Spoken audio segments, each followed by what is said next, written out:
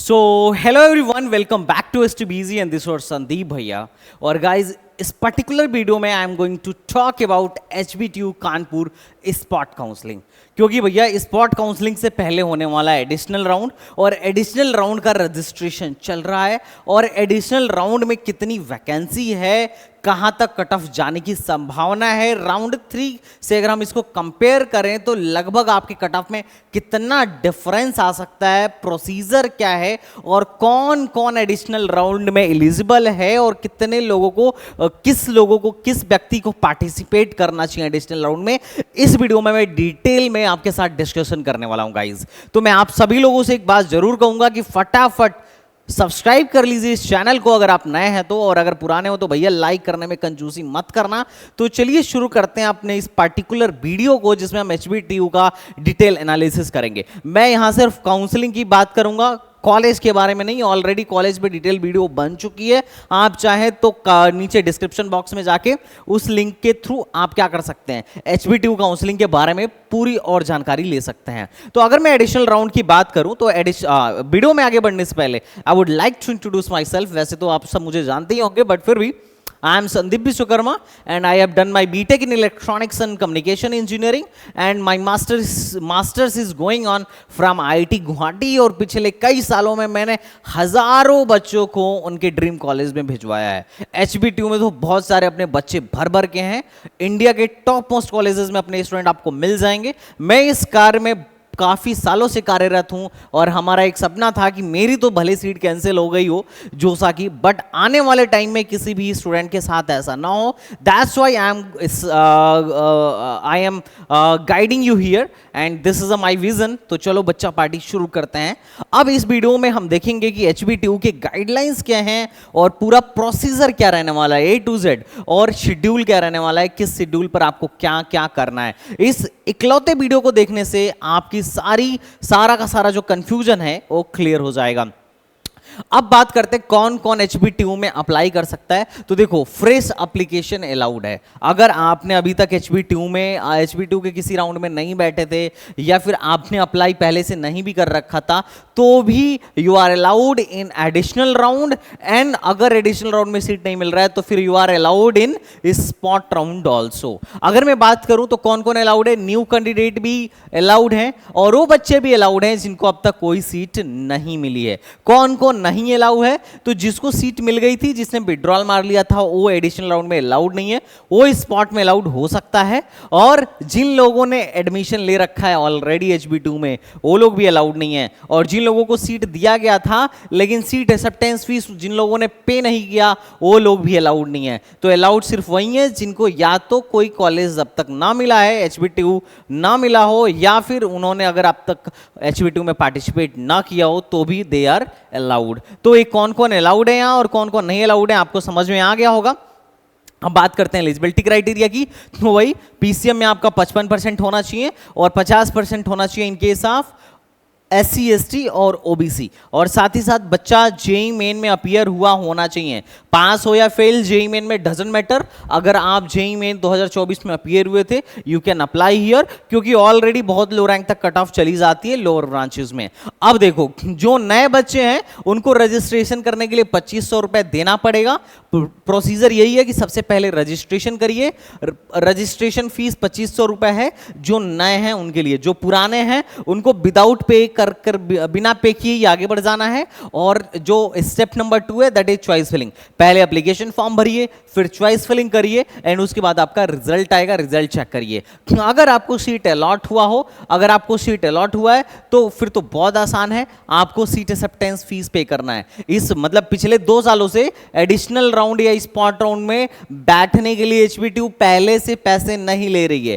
पहले क्या होता था, पिछले साल से पहले HBTU 60,000 पहले ही ले लेती थी जब इसको क्या करवाना होता था, बैठाना होता था एडिशनल राउंड में। तो इस वजह से क्या होता था ना कि वहां पे सिर्फ मोटे पैसे वाले ही लोग अपनी किस्मत आजमा पाते थे, सब लोग नहीं आजमा पाते थे। पर पिछले 2 साल से रूल चेंज हुआ है, अब ये लोग एडिशनल में बैठने के लिए पैसे नहीं लेते हैं। इससे अच्छा फर्क ये पड़ा कि जिस बच्चे की रैंक बहुत अच्छी है और पैसा नहीं है वो भी यहां बैठ सकता है। इससे ज्यादा अच्छे बच्चे मिलने की संभावना रहती है। तो 75,000 रुपए सीट एक्सेप्टेंस फीस देंगे जनरल और ओबीसी वाले, और एससी एसटी वालों को कितना देना है, 60,000 के आसपास देना होगा, आप वहां से चेक कर लीजिएगा। ओके, फिर आपको सीट अलॉट होने के बाद सीट एक्सेप्टेंस फीस पे करना है, उसके बाद से सारे डॉक्यूमेंट अपलोड कर देने हैं, और डॉक्यूमेंट अपलोड करवाने के बाद फिर आगे का फर्दर प्रोसेस होने वाला है। उसके बाद से क्या बोलते हैं, अगर आपको सीट मिल जाएगा तो वही फर्दर डॉक्यूमेंट अपलोड करने के बाद से क्या होगा, फर्दर डॉक्यूमेंट अपलोड करने के बाद से बाकी का जो आपको ईआरपी रजिस्ट्रेशन करना होगा, बाकी का जो पैसा बचा है, जनरल ओबीसी वालों के लिए कितना बचा है, 60,000 बचा है, और एससी एसटी वालों का कितना बचा है, 95,000 बचा है, क्योंकि इनकी टोटल फीस 1,35,000 है, तो 75,000 तो पहले ही जमा कर दिए थे, कौन, जनरल ओबीसी वाले, और बाकी का जो उनका 60,000 बचा है वो बाद में जमा करेंगे ईआरपी रजिस्ट्रेशन के टाइम, और बाकी अभी इनको 95,000 जमा करना पड़ेगा, किनको, एससी एसटी वालों को, और बाकी का जो पैसा बच रहा है वो सीट एक्सेप्टेंस फीस के रूप में वो लोग ऑलरेडी पहले ही जमा कर चुके होंगे। इसके बाद क्या होता है ना, एडिशनल राउंड यहाँ जाके आपकी खत्म हो जाती है, उसके बाद ये बच्चे इंटरनल स्लाइडिंग में चले जाते हैं। इंटरनल स्लाइडिंग क्या होता है कि मान लो किसी को केमिकल मिली है एडिशनल राउंड में, तो हो सकता है इंटरनल स्लाइडिंग में वो मैकेनिकल पे चला जाएगा, इलेक्ट्रिकल पे चला जाएगा, जिसको इलेक्ट्रिकल मिली है हो सकता है इंटरनल स्लाइडिंग में वो इलेक्ट्रॉनिक्स में चला जाए, ऐसा पॉसिबिलिटी होती है। और अगर कोई सीट अलॉट नहीं हुई तब, तो अगर कोई सीट अलॉट नहीं हुई तो क्या 2500 वापस कर दिया जाएगा, नहीं नहीं, एक भी पैसा वापस नहीं होगा, आपको ऑफलाइन ऑन कैंपस काउंसलिंग के लिए बुलाया जाएगा, स्पॉट काउंसलिंग के लिए बुलाया जाएगा, तो you have to go for spot counselling अगर कोई सीट अलॉट नहीं होती है तो। अगर सीट अलॉट हो जाती है, अगर सीट अलॉट हो जाती है तो ये प्रोसीजर आपको फॉलो करने हैं, सारी स्टेप्स फॉलो करने हैं, सीट एक्सेप्टेंस फीस देना है, डॉक्यूमेंट सबमिट करना है, ईआरपी रजिस्ट्रेशन करना है, बाकी का पैसा जमा करना है, फिर इंटरनल स्लाइडिंग में जाना है, और उसके बाद फिजिकल रिपोर्टिंग के लिए लोग अलग से बताएंगे। जब बताएंगे तो मैं वीडियो बना दूंगा, आप भी HBTU की वेबसाइट पर जाके देखते रहिएगा।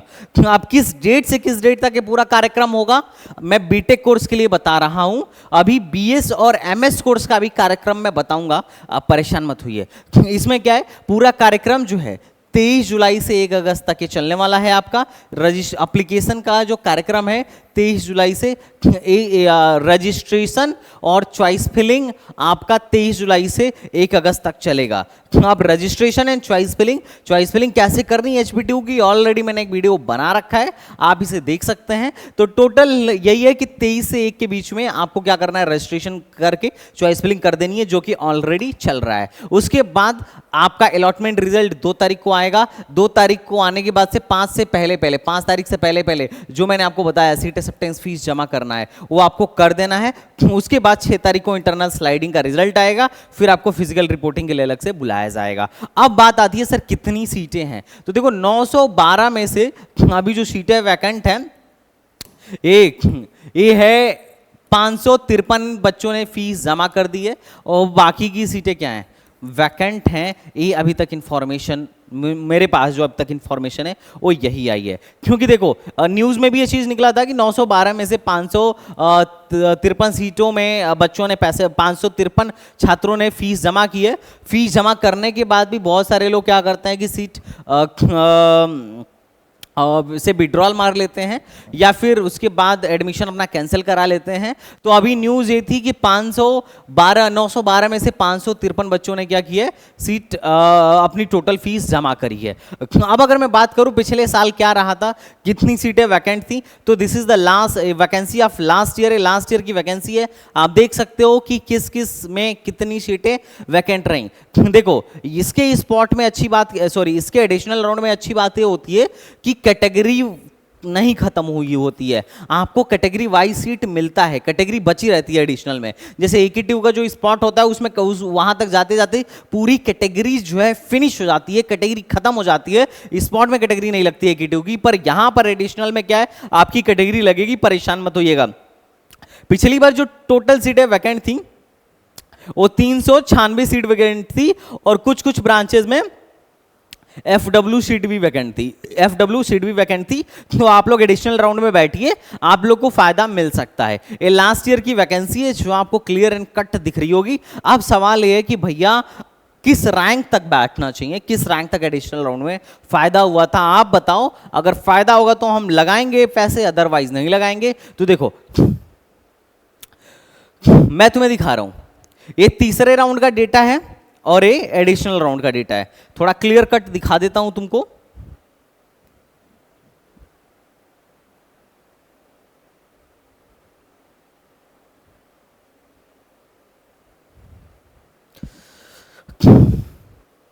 कि एडिशनल थर्ड राउंड का I think it's visible, third round से एडिशनल राउंड में कितने का डिफरेंस आता है, थर्ड राउंड से एडिशनल राउंड में कितने का डिफरेंस आता है।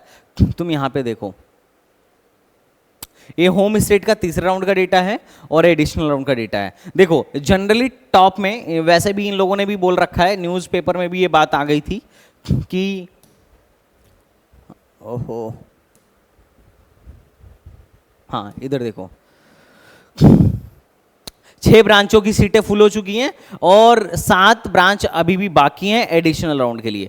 तो जो टॉप की ब्रांचेज होती हैं, इलेक्ट्रॉनिक्स, CSIT, वो सब ऑलरेडी फुल हो चुकी हैं।